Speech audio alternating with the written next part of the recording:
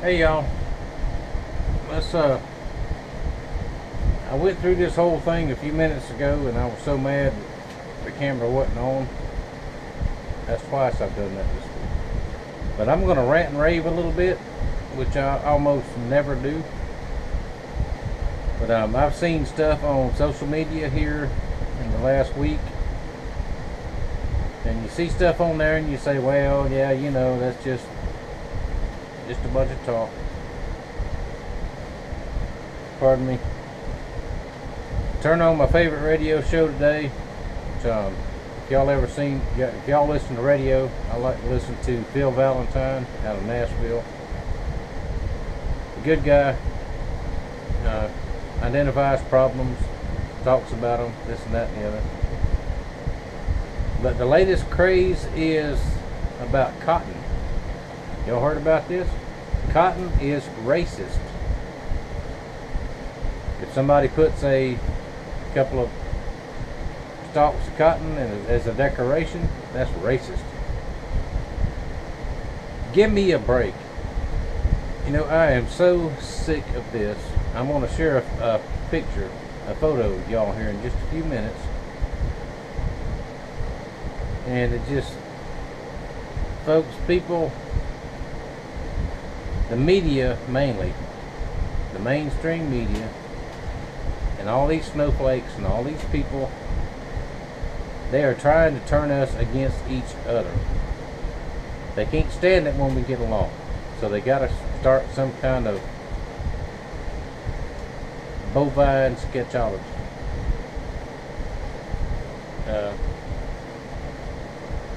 I don't cuss much. If I get good and mad, I will. A bunch of guys sitting around a campfire is one thing, but in public and around ladies, I don't do it. So I'm going to try my best not to do it. But this kind of stuff just makes me so mad. And I know a lot of people say, well, just ignore it. Well, no, you can't ignore it. If you ignore something, all it's going to do is get worse. Just like if you get a neighbor to move in a neighborhood that wants to run a roughshod over everybody, you can't put up with it. If you put up with it, they'll keep on doing it. And if you let them run over you, they'll run over you. And I was taught that from a young age. People want to try to run over you? No. Don't let it happen. I think we've seen that in the last election. I mean, we've been run over and lied to and lied to. And the people got up and spoke. And now the opposition is losing their minds. They can't stand it. And if you are in opposition, well, that's your right. Be in opposition. You don't like me saying that? Sorry. Too bad. But now the picture I want to show y'all is my great grandfather. His name was Jeff Brandon. I don't know a whole lot about him. I know he's Irish, but I don't know if he came from Ireland or if he was born here or whatever. That's going to be, I do know where he died and an approximate date where he died, so maybe I can start getting some records. That's going to be a project for this winter. I'm going to try to find out more about him and about my mother's side of the family. With my father's side of the family, I've got everything wrote down. I know all the way back to 1610, somewhere around in there. I know all about them, but I don't know anything about my mother's side of the family. But I think that he married a woman, which I don't even know her name, my great-great-grandmother. I don't know her name, or my great-grandmother. But I think her last name was King, because we had pictures in the house when I was growing up of old pictures of the folks, and my mother said that was her grandmother and grandfather King. So Danny over at Deep South thought that may be where we tie in as some kind of kin somewhere along the line. It may not be, I don't know. But I'm going to check into it over this winter and see. But he was a sharecropper in Opp, Alabama. OPP, Alabama. Now I have cousins that live there to this day from my father's side, from the Wallace side. Anybody that's there still from my mother's side, I have no idea who they are, if they even any of them there. Pardon me. But I don't know that side of the family at all. And why I don't know. Maybe something happens back when I was a baby or before I was born or whatever. I have no idea. I don't really care. I just want to know who they are. But this thing about cotton, just heard a guy on the radio a few minutes ago that said, well, black people had to pick cotton. Well, let me tell you what. I'll do better than tell you. I'm going to show you something. Look at this picture right here.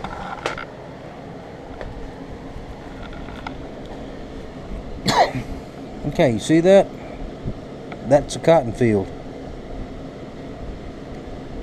That's my great grandfather. I don't know who that is. One of my mom's cousins, I'm sure. That's my Aunt Sarah. A great Aunt Sarah. I remember her. She died when I was, I think, 12 or 13 years old. Now she stayed. She promised her mother when she died that she would stay and take care of her daddy. Because I believe, if I'm not mistaken, she was the oldest of the girls. There was 4 daughters. This is, I think, if I'm not bad mistaken, my Aunt Bessie. They called her Bessie.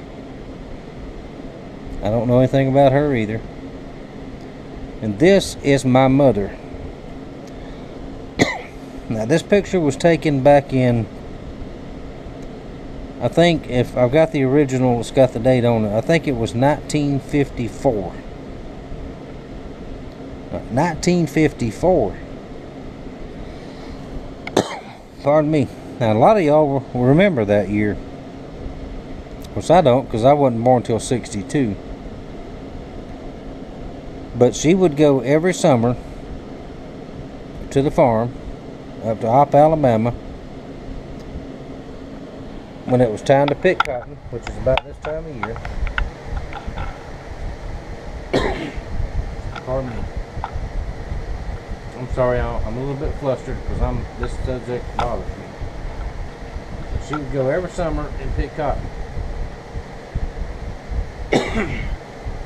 And she would use that money for her school clothes and shoes and whatever she wanted. Because if they had money, they earned it. That's the only way you could get money, was earn it. And right after cotton picking season, by the time it was over with, my papa and granny would come pick her up and bring her home. Alright, a month later, they would all go back to the farm, back to Opp, and they'd pick up my grandfather and my aunt, and they would go to South Florida to pick fruit. Now when they'd go to pick fruit, when they'd go pick them up, by then my grandfather had got paid for the cotton crop. They would take all those cotton sacks and they would dump them in a certain spot. It wasn't just them, it was a lot of families around there did the same thing. They would dump them in a spot and got everything picked. The balers would come and bale it up, and that's how they got paid. Now my grandfather also had a second crop, another field of watermelons, which crosses out the myth of black people grow watermelons and all that nonsense. The second crop, he would pick watermelons, load them on the wagon, they would take them in and sell them. Now my mother told me that every season when they would go back, when they would go pick him up to go pick oranges, he would give her $3 silver, 3 Morgan silver dollars, because he did not trust the banks. He did not trust paper money. He wanted his pay in silver. And I still have one of those silver dollars to this day in the house, hid. And I know which one it is. And I know that was one of hers that she got.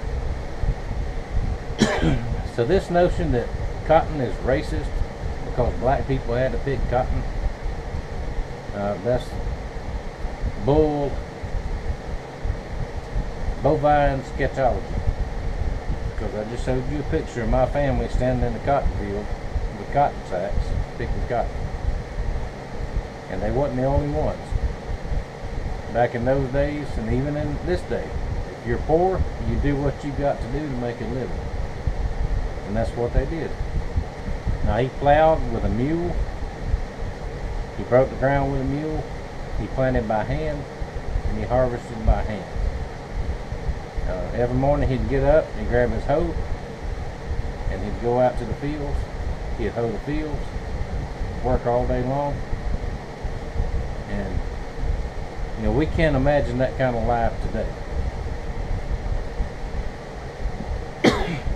Pardon me.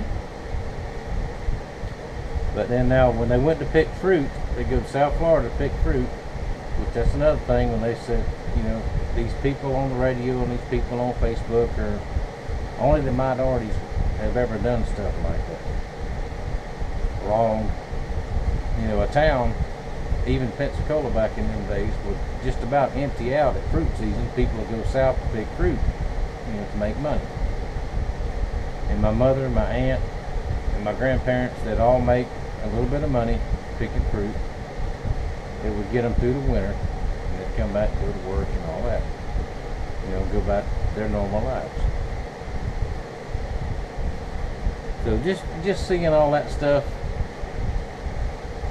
here the last few days, I had to stop what I'm doing for today. I had to tell you all about it. I want to show you all this picture.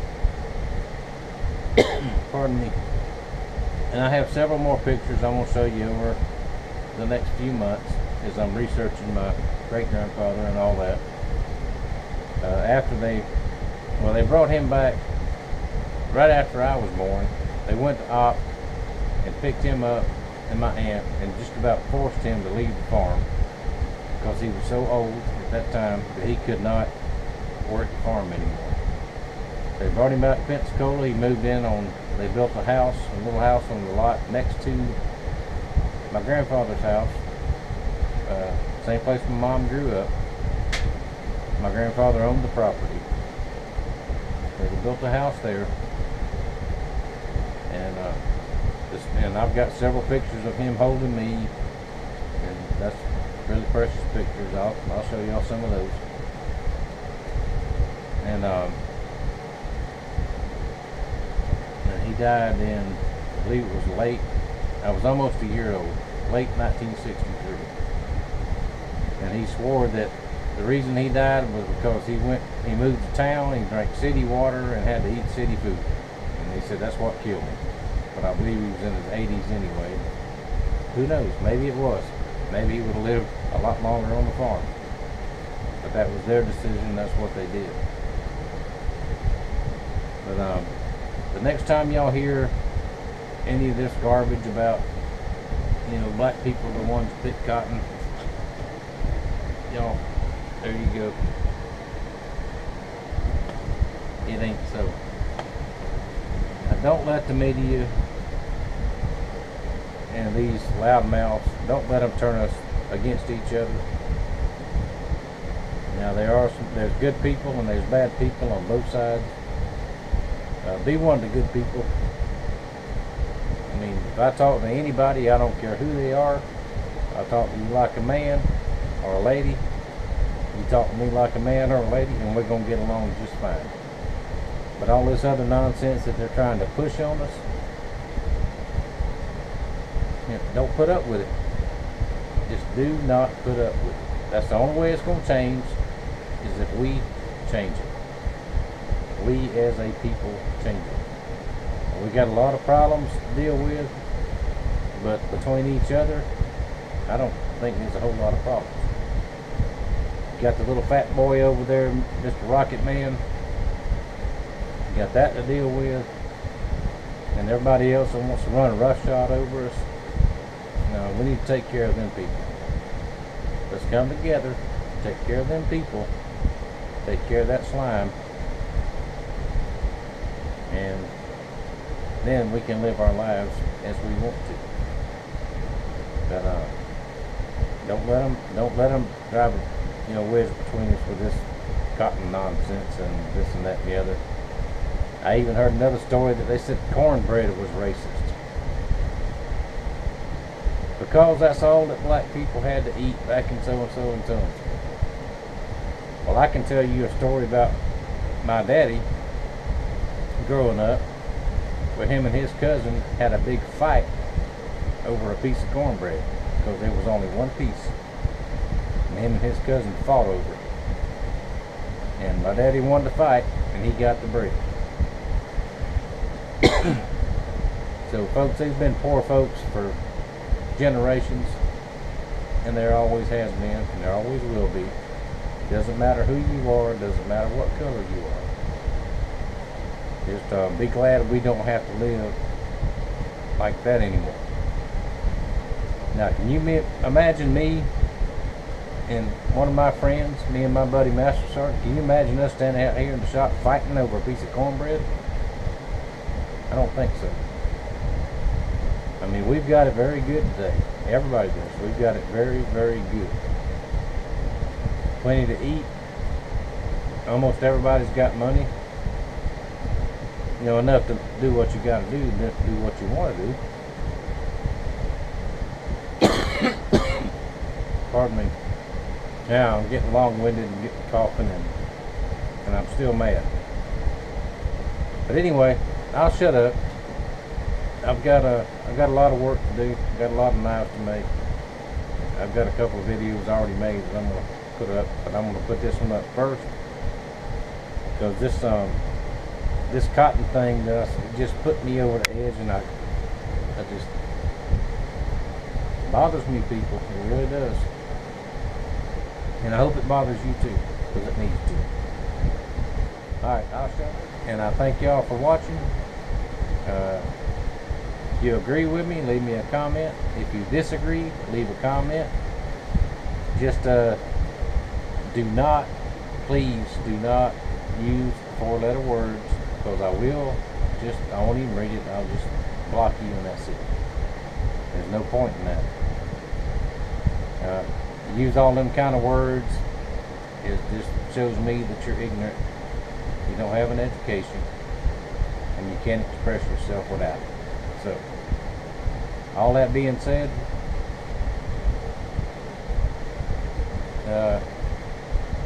I'm still mad, but I'm happy at the same time. Thank y'all for watching. Thank you for your support, and I will see you later with some night videos.